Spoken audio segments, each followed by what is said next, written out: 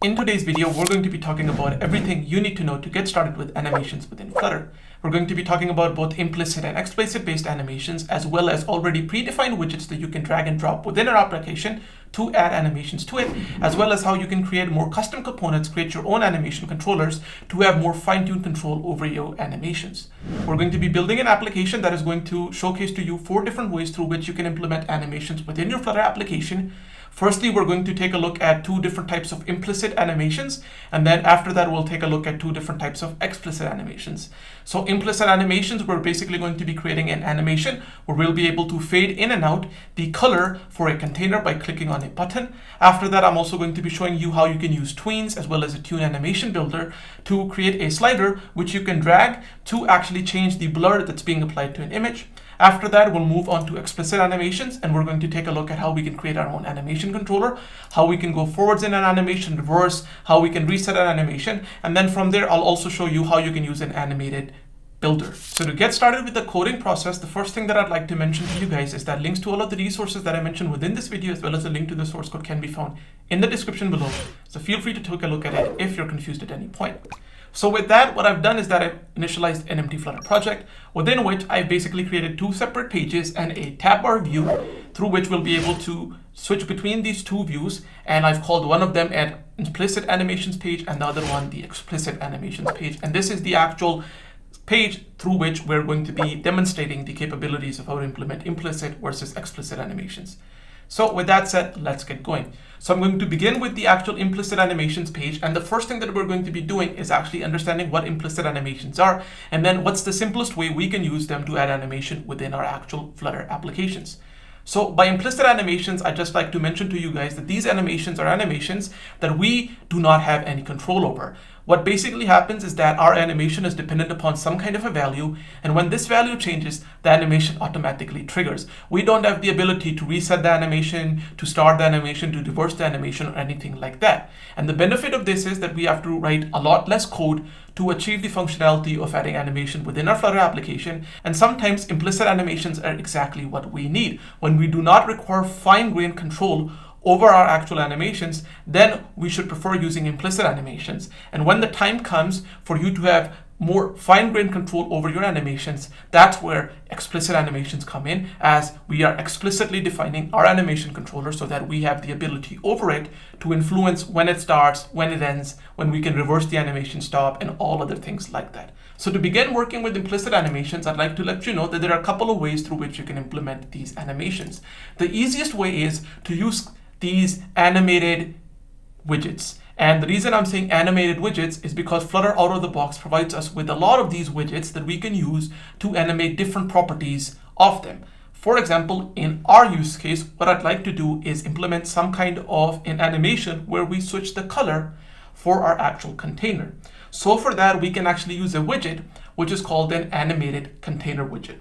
So to do that, I am going to be doing the following, and that is that I have this build function within which I have a column. So within the actual column's children list, I'm going to be adding a call to a function called AnimatedContainer example. And after this, I am going to define it by saying that I have a function that returns a widget. Then I'm going to add the actual name of the function.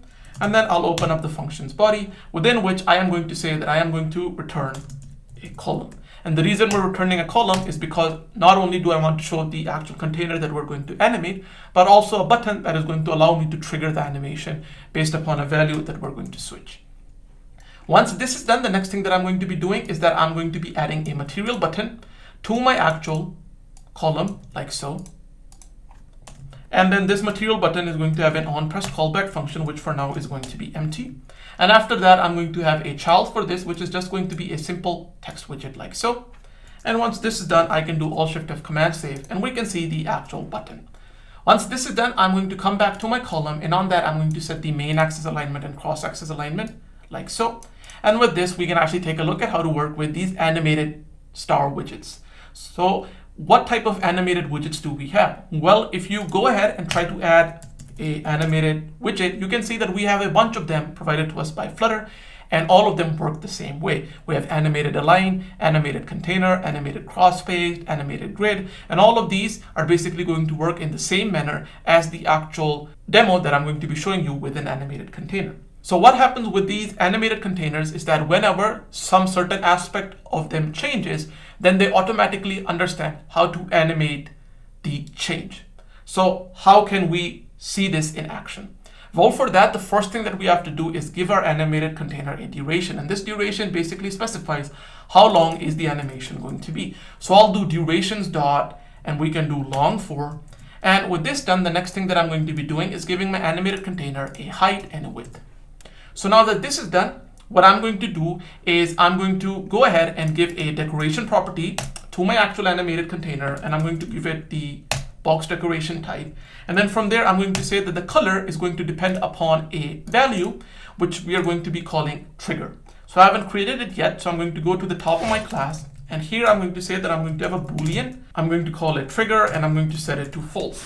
Then I'm going to come back to my material button, and here I'm going to say that every time the button gets pressed, we switch the value of trigger. We can do that by setting trigger equals to not trigger. So if trigger is false, we'll set it to true. If it's true, we'll set it to false. Then I can come back to the actual box decorations color property, and I can say if trigger is true, then I want it to be colors.yellow. Otherwise, I want it to be colors.pink. And once this is done, the next thing that I'm going to be doing is that I'm going to be adding a border property, and I'm going to be applying the same logic here, where I'm going to add a border.all, and I'm saying if the trigger is true, then it's colors.green, otherwise it's colors.orange. So since we start off with false, currently it's showing us pink and then orange border. Now if I go ahead and press the trigger button, you can see that it's automatically going to animate the actual transition for us. And this is what implicit animations basically stand for. We basically change some kind of a value, and then our animation automatically runs without us having to specify a controller or anything like that. And the benefit of this is, as you can see, they're very easy to implement, but a drawback of this is that we don't have very fine-grained control over our animations. So with this said, the next thing that we're going to be doing is moving to the next part, in which I'm going to be showing you another way through which you can implement implicit animations, but have a bit more control over your actual animation. So to do that, what we're going to be doing is actually taking a look at another type of a widget, and that is called a tween animation builder. And then I'll also try to explain to you what a tween is. So to do this, in the spirit of what we've done before with the animated container example, I'm going to create another function, and I'm going to call this _ tween animated builder example.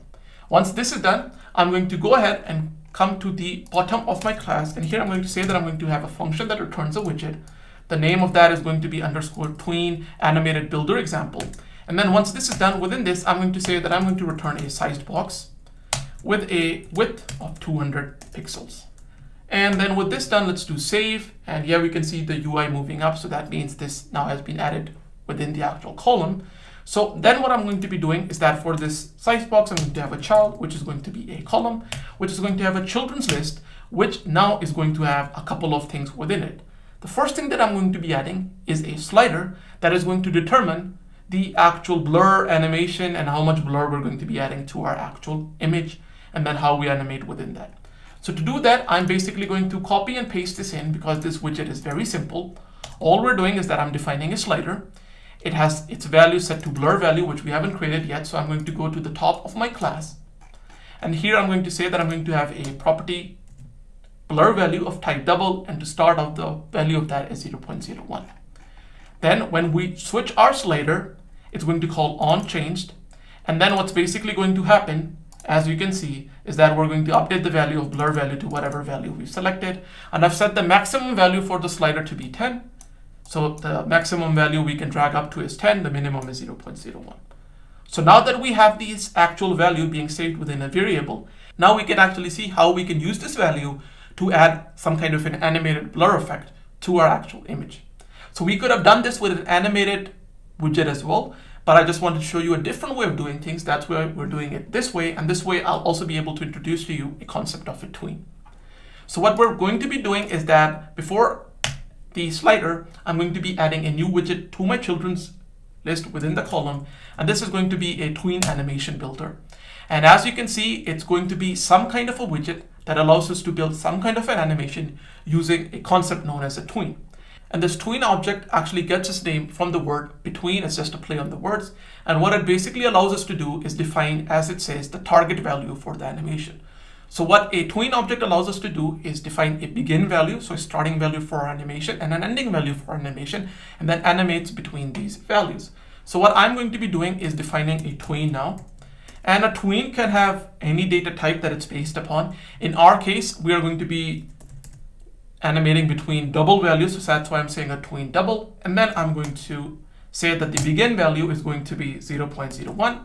And then the end value is going to be whatever the current blur value is, because that's up to where we'd like to actually perform our animation. Once this is done, then we can define the duration. So for duration, I'm going to do durations.extralong for this time. I'd like this animation to be a little bit longer. And then from here, we can come to the builder function. So for the builder function, I'm going to say that the builder function takes in a build context. Then it takes in the actual value. And then it also takes in a widget optional child. And then we basically have to return something. So what are we going to be returning? Well, what I'll do is return a sized box. And once this is done, I'm going to give the sized box a height of 200 and a width of 200. So now what's basically going to happen is that every time the blur value gets updated, we call setState. So that's going to call the widget tree to re-render. And once the widget tree re-renders, the value for the end value of this tween is going to get updated. And then our builder is basically going to allow us to animate from the begin to the end value. And then here we can use the value that gets passed in to then apply whatever blur that we'd like to apply to our sized box. And this is basically going to give us an animation effect. So for the sized box, the next thing that I'm going to be doing is basically adding a child. And this child is going to be the image filtered child. And this is basically the child, or the widget, I should say, that is going to allow us to apply the blur value to our image. Then I'm going to give it an image filter value, which is going to be image filter dot blur, as you can see. And then here I'm going to give the sigma x value, which is going to be the value that gets passed. And if that's not the case, because the value might be null, as you can see, then we're just going to stick to using 0.01. And then I'm going to multiply this with 40. Once this is done, I'm going to copy this and do sigma y. And finally, I'm going to add a child. And this child is just going to be an image widget. So I'll copy and paste that in because it's very simple. There we go. So with this, if I'll do command save, you can see that we're saving the image now. And what I'd like to do is, before we return the sized box, I'll also like to show you that if we print the value, what happens in the console. So now if I open up a new terminal, I go to the debug console and I change the slider, you can see that slowly, even though we change the slider value to a specific value, the tween allows us to slowly animate from the start value to the end value, as you can see.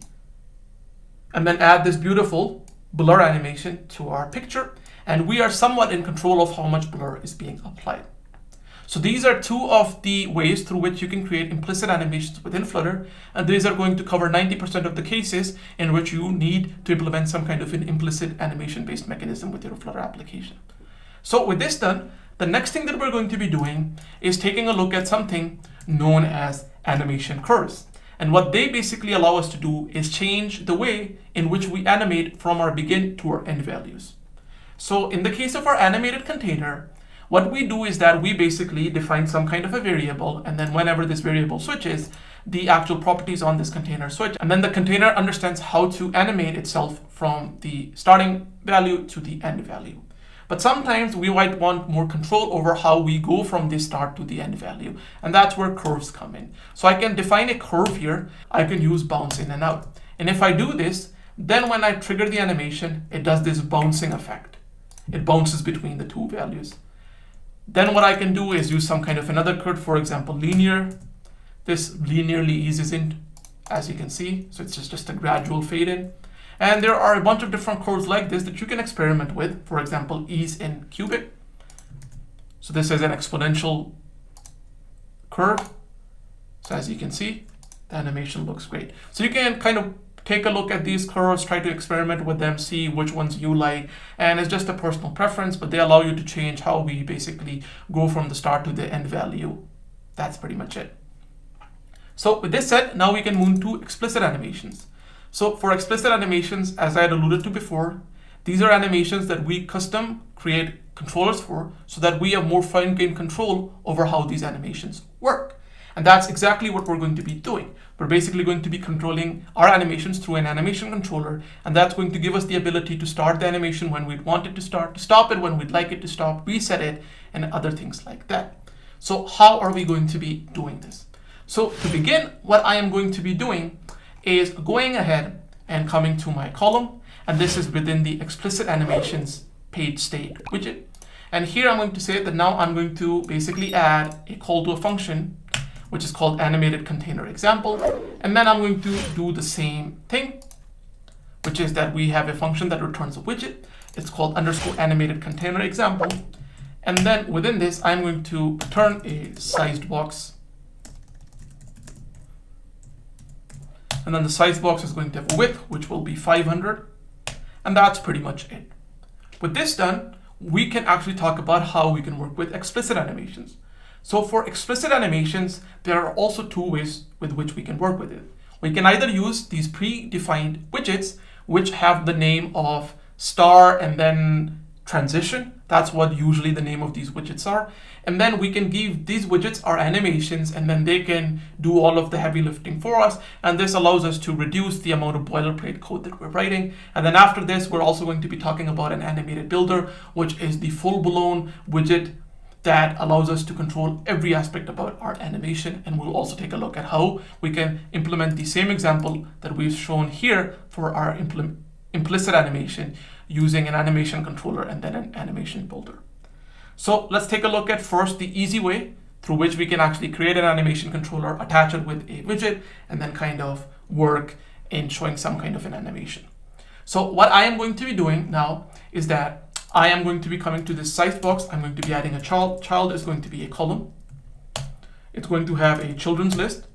And then the first thing that I'm going to be doing is that I'm going to be adding a row widget to this column. It's going to have a children's list. And then what I'm going to be doing is that on the main axis alignment for the row, I'll say that it's going to be spaced evenly. And then this row is basically going to contain 4 buttons, which are going to allow us to start our animation, reverse it, stop it, and then reset it. So for that, what I'm going to do is that I'm going to copy and paste a material button in, and it's on pressed function callback. I'll set that to empty. Then I'll just copy and paste it 3 more times. And then after this, I'm going to say that the next button is going to be for reverse. After that, it'll be stop. And then after that, it's going to be reset. And once this is done, I'll do save. And there we go. Now we have 4 buttons. It says forward, reverse, stop, and reset.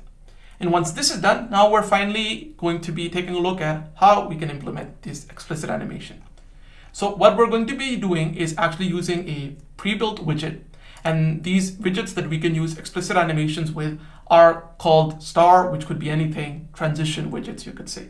So for example, if I go within the columns children list and before the row type in the word transition, you can see that I have these different type of widgets that can allow me to implement some kind of a fade transition, size transition, scale transition, align transition. So what we're going to be doing in this video is actually creating a scale animation, or scale transition, I should say.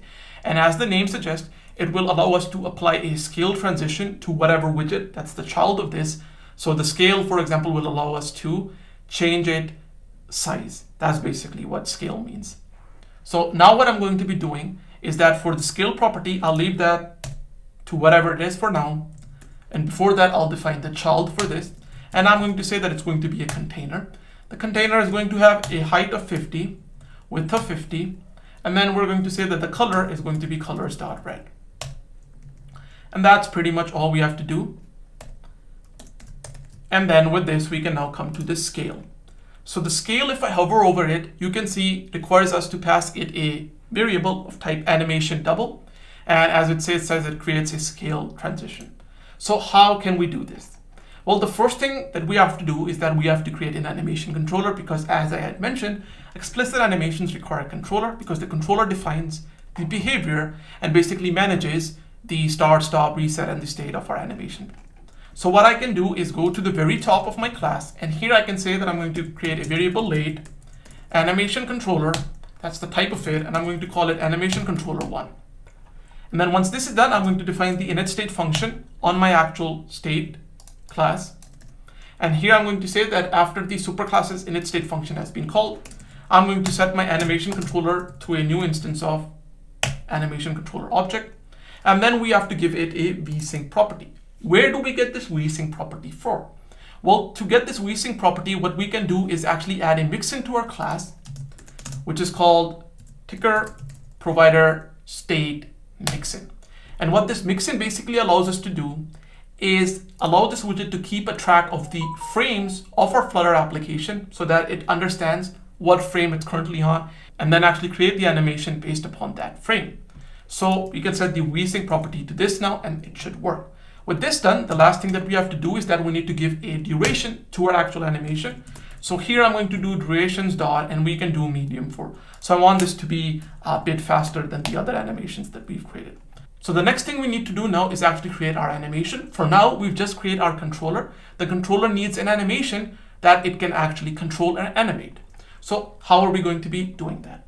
Well, for that, what I'm going to do is create a variable late. It's going to be of type animation. The value that we're going to be animating between is of type double. And then I'm going to call it scale animation, like so.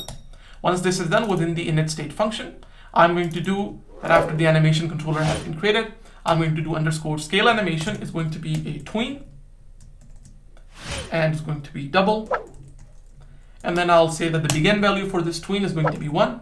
So the beginning scale is 1, the ending scale is 5. And then I'm going to call the animate function on it. And here I need to give it a parent. And the parent is going to be curved animation. So this is what our animation is going to be. So I'm using curved animation. Then the parent here is the actual controller. So I'm going to do animation controller 1. And the curve is how we want to basically animate from the begin to the end value that we specified within the tween. So in this case, I'm going to do curves dot, and then we can do, let's do ease out back. I don't exactly know what type of a behavior this is going to entail, but we can do this. And then I can do save. And now with this done, we've defined our scale animation. So I can take it, go back to my scale transition, add it here, save. And then I need to restart my application because we haven't initialized it yet. And now if I go to my explicit animation, you can see that it's not going to start because now I've prepped my animation controller, I've prepped my animation. So now the next thing I need to do is basically interact with the animation controller to run the animation, stop it, and do other things like that. So that's where we are going to be using the buttons that we had created previously. So to forward the animation and to run it, that's called forwarding it. So playing it from the start to the end, I'm going to do animation controller.1.forward. Like so. So now if I go ahead and click on the button, the animation gets forwarded. But now if I click on forward again, it's not going to work. Why? Because it's already at the end position. We can reverse it or we can reset it. So let's take a look at that. I'm going to copy this once more, come back to the material button, and here I'm going to do animation controller.reverse. Then I'm going to come to the next one and I'm going to do stop. And these names are pretty self-explanatory. And then finally, reset. And then save. And now we can do forward, nothing's going to happen. Reverse, it plays the animation in reverse. Stop, it stops it. Reset, it resets it. So for example, if I do forward stop quick, it stops it. Reverse stop quick, see, it stops it in the middle. And this allows us more fine-grained control over our animations. And there are a bunch of things that you can do with this. For example, if you'd like to chain animations together where when one animation stops, the other one starts, that's what you can do by using these explicit animations that are based upon these controllers that you create yourself. So what I'd like to recommend to you is that if you're implementing very basic animations, then I'll recommend just sticking with implicit animations and try to achieve your animations in the most simplistic manner possible. For example, just using the built-in animated widgets. And if you want more fine-grained control, then maybe take a look at explicit animations and then still take a look at maybe using some kind of these transition-based widgets. And if that doesn't work for you, then you can maybe take a look at using an animated builder, your own animation controllers, animations, and everything like that, because your use case requires that. But don't begin with these explicit animations. That's what my recommendation to you is. So with this done, the last thing that I'd like to tell you before we move on to using an animated builder is that I'd also like you to override the dispose function on this class and make sure that whenever this actual widget gets disposed, that you also dispose the animation controllers in order to prevent any memory leaks. So with this done, now we completely understand how to work with explicit animations, how to create our own animation controllers, how to define our own animation logic, and how to work with these transition widgets. The last thing that we're going to be taking a look at are animated builders and how they work. So for that, what I'm going to be doing is coming back to the actual build function, column, children's list, and adding a call to a new function called animated builder example. Then once this is done, I'm going to come to the very bottom, and here I'm going to say widget underscore animated builder example, and then I'm going to say return an animated builder. And then we have to give it an animation, and we have to define the builder function that builds our widget based upon this animation. So we'll do that, but before that, we have to create the animation, so let's do that. So for that, I'll come to the top of my class, I'll create another variable, and I'm going to call this animation controller 2. Its type is still going to be animation controller. And then once this is done, I'm going to come to the init state function, and here I'm going to copy this line of code, paste it again, but this time I'm going to say that I'm going to set animation controller 2 equals to animation controller, and set vsync to this, and then the duration property in this case can be, let's do extra long for. Save, and once this is done, then I can create the actual animation. So for that, I'll copy this value, paste it once more, and I'm going to say that we are going to be creating this blur animation that you can see, but this time using an animation controller and an animated builder. So I'm going to say this as blur animation. But still, it's going to be an animation that's based upon double values. So now that this is done, I can take this, come back, and after the scale animation has been defined, set the blur animation equal to tween. And this tween is also going to be of type double. Then I'm going to say that the begin value is 0.01, and the end value could be 1. And then after this, I'm going to call the animate on it. For the parent, I'm going to say curved animation. You can take a look at other animation as well. There are a bunch of other ones, but curved seems to be working for me. So I'm going to do curved animation. Then I have to give it a parent, which will be our animation controller 2. And then the curve here can be curves dot, and let's do a crazy one. Let's do bounce out. So now with this done, we've defined our blur animation. We've defined our animation controller. So I can come back to my animated containers. So I can come back to my animated builder example. I can set the animation here to blur animation. And then the builder function here is going to basically take in two things. It's going to take in a build context. It's going to take in an optional widget child. And then here what I can do is return a sized box.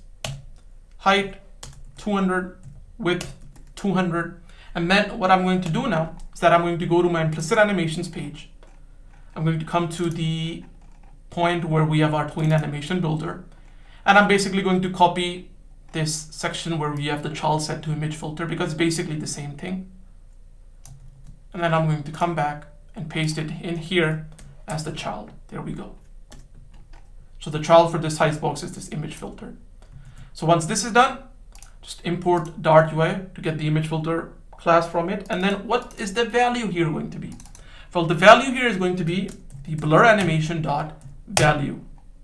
And then I'm just going to copy and paste it here. And this can never be null, so we'll remove the default value of 0.01 here. And I'll do save.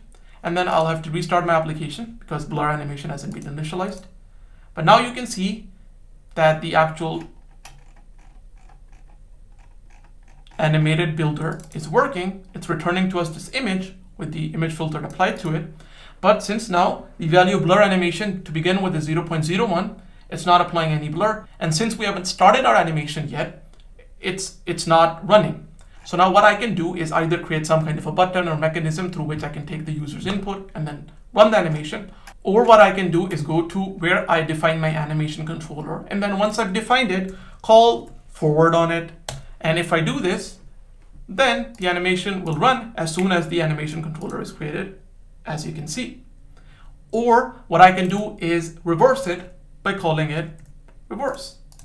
But this is not going to do anything. Why? Because the animation already starts at its start value, so we can't reverse it. Or one crazy thing that I can do is to keep it repeating by calling repeat on it. And then if I do save and restart my application, Now the application is just going to keep repeating. But the repeating is not happening in a manner where we go forward and then reverse. What's basically happening right now is that we go forward, reset the animation, and then go forward. And maybe that's not the actual intended behavior that you'd like. What you'd like for the animation to repeat would be in a manner that it goes from start to end and then from end to start. The way you can do that is by setting the reverse property on the repeat function to true. And then if we do this and restart our application, go to Explicit Animations, you can see that's going to animate it, and then it's going to go back in reverse, animate it and go back in reverse. It's kind of giving it that beating effect. So with that, that's pretty much it for today's video. As always, I hope that you learned a thing or two about how to work with animations within Flutter. In a future video, I'm going to be showing to you guys how you can create very stunning animations using the concepts that we've discussed in this video within a Flutter app that are going to be a bit more visually appealing. But my actual goal with this video was to actually give you a solid understanding and a basis for how animations work within Flutter. So as always, if you enjoyed the video, then please don't forget to leave a like on the video and subscribe to my channel so that you get notified every time I release a new video. And as always, stay happy, stay healthy, keep learning, keep growing, and I'll see you guys in the next video.